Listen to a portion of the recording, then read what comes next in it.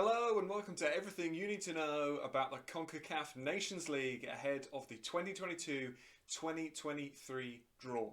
Am I making it obvious who I'm supporting? Maybe just a little bit. Hello, welcome to D&Q Football. I am Tom and I am here to run you through, if you don't already know, kind of the logistics behind the CONCACAF Nations League. This is the second iteration of the tournament. It debuted in 2019.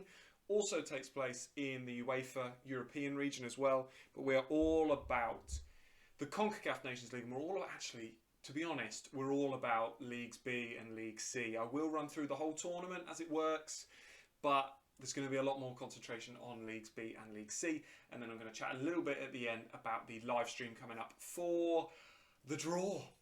It will be on YouTube.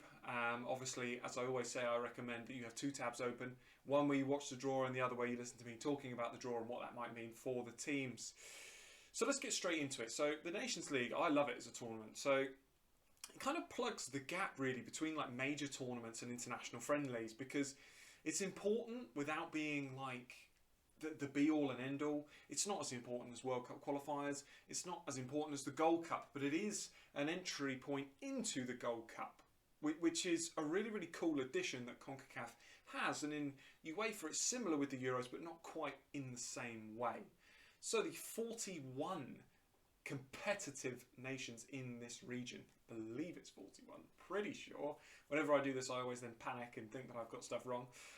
So do correct me if I'm wrong, but I believe it is the 41 nations from this confederation are split into three leagues. That's League A, B and C, just to make it really easy. But then they complicate things a little bit because those get divvied up into groups. So they're done on world rankings and sort of how good the teams are. So I'm going to run through them super quick. League A, Canada, Costa Rica, Curacao, Honduras, Martinique, Mexico, Panama, USA, and then the promoted sides from last time, El Salvador, Grenada, Jamaica, Suriname. So they're big teams, really.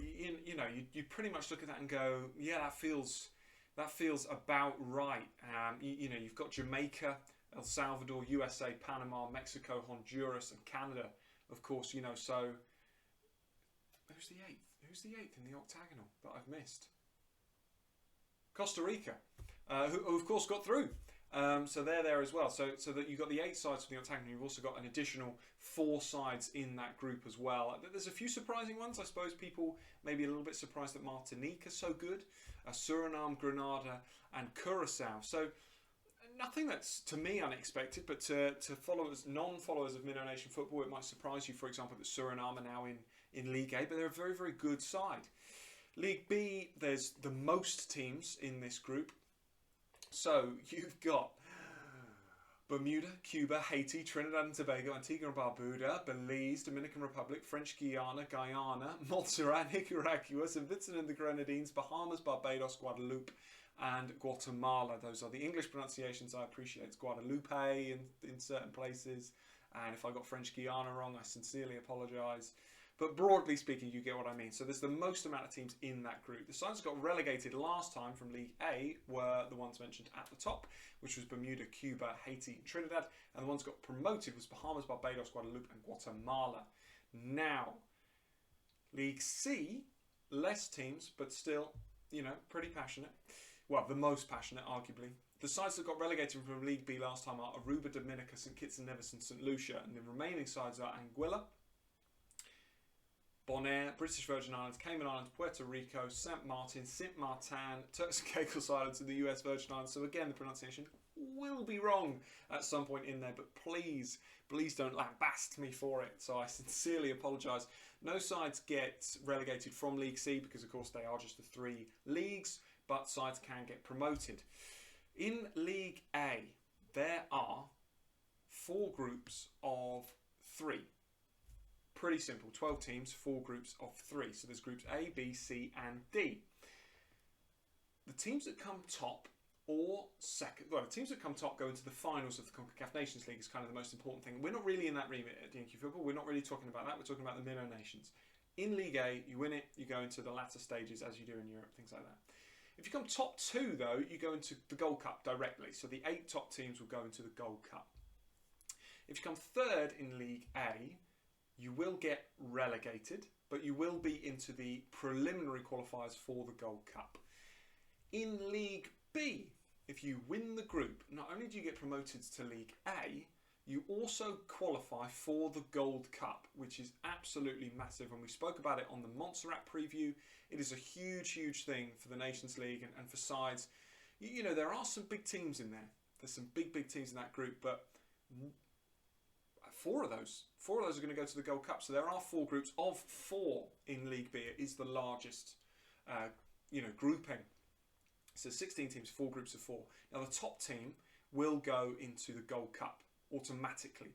The second place team in all those groups, as Montserrat did last time, will go into the knockouts, the prelims, against the third place sides from League A. If you come third in League B, in the CONCACAF Nations League, nothing happens. You just stay where you are. It's a relatively uneventful spot to be in.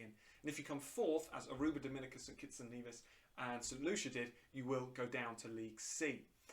Now, League C is a bit of a confusing one because there are 4 groups of 3 and then one of them gets an additional team because there's an awkward number, which is fine, If you win League C, you go into the preliminaries, the same as third in League A and second in Group B. You go into the preliminary draw. So if you win League C, you are not in the Gold Cup, but you are in the preliminary knockout stages. And you've got a real chance of getting there. And that's what Joshua Frederick Charlery said when we spoke to him, representing the Cayman Islands. There's a chance. Any of these sides can win their group. They are League C for a reason. It's competitive. We saw that last time. Personally, I think that the leagues are going to be a little bit better this time because Guadeloupe, for example, way too good for the group they were in last time with Saint Martin and Turks and Caicos Islands, and Guatemala as well.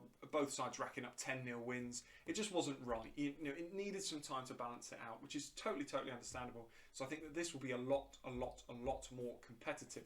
So how are these teams divided into their groups? Well, it's relatively simple. It's like every other kind of draw that you'll see, like the World Cup draw. They're divided into pots. This is done on the world rankings, the latest world rankings that came up on the 31st of March, so just a few days ago. So in League A, because I have to do this, pot 1 is Mexico, USA, Canada, Costa Rica. So that's a really interesting one. So those sides can't get each other. You know, they are the top 4 sides, as we've seen from the knockouts. They can't get each other. Panama, Jamaica, El Salvador and Honduras, the rest of the octagonal, as it is in the final round of World Cup qualifiers, make up pot 2, and in pot 3 you'll have Martinique, Curacao, Suriname, Grenada. From a D&Q perspective, pot 3 is interesting. Martinique, of course, not a FIFA registered nation. It'd be interesting to see how they did if they were involved in World Cup qualifiers. Curacao, Suriname both did well in World Cup qualifiers, and Grenada didn't do too badly either. But I think that Curacao and Suriname are the sides you're starting to see more and more make a dent on that international stage with the Dutch heritage that they have there. A real good footballing sides. And Curacao did fantastically well in World Cup, as did Suriname, but did really well in World Cup qualifiers, just failing the round before the octagonal. I would really hope to see in this one, I'd love to see these sides get the toughest groups. You know, it's difficult to say, isn't it? Because I think that actually with Nations League A format, that all the groups are going to be good. You know, even if you just do it row by row, it'd be Mexico, Panama, Martinique. Well, that's a great group. You got USA, Jamaica, Curacao. You know, I feel like pot 3 is necessary to make Nations League Group A a bit more exciting. But where we get really into it is in Leagues B and League C. So I'll just rattle through. Pot 1 in League B is Haiti, Guatemala, Trinidad, Tobago and Cuba. So Guatemala got promoted from League C last time and are in pot A of League B this time, just to show you how good they are on the international stage. Pot 2, French Guiana, Guadeloupe, Nicaragua and Bermuda. Pot 3 is Antigua and Barbuda, Guyana, Dominican Republic and St Vincent and the Grenadines. And pot 4, Belize, Montserrat, Barbados and Bahamas. Pot 4, we're a lot more familiar with the sides in pots 3 and 4 really, but particularly pot 4. It's interesting though, I would argue there's not that much difference quality-wise between the sides. Certainly in pot 2 and pot 4, I wouldn't say so. I wouldn't say there's a huge difference between Bermuda, Montserrat. I don't think there's a huge difference there. Not the way that Monster are improving. I think Belize, Barbados and Bahamas in pot 4. Belize are probably one of the weaker sides in this, but it's great to see that they are in League B. You know, they stayed up last time. They were in League B last time. They're in League B this time, so it's great to see. And of course, Nations League C is really where the passion starts to come in for me in this tournament anyway. You've got pot 1, St. Kitts, Puerto Rico, Bonaire, St. Lucia. Pot 2 is Dominica, Aruba, Cayman Islands, Turks and Caicos Islands. And pot 3 is Saint Martin, US Virgin Islands, Anguilla, and the British Virgin Islands. So I don't think pot 3 is like, oh yeah, so British Virgin Islands will just get chucked in one of the groups. That's not how it works. It would just be whichever one comes out last in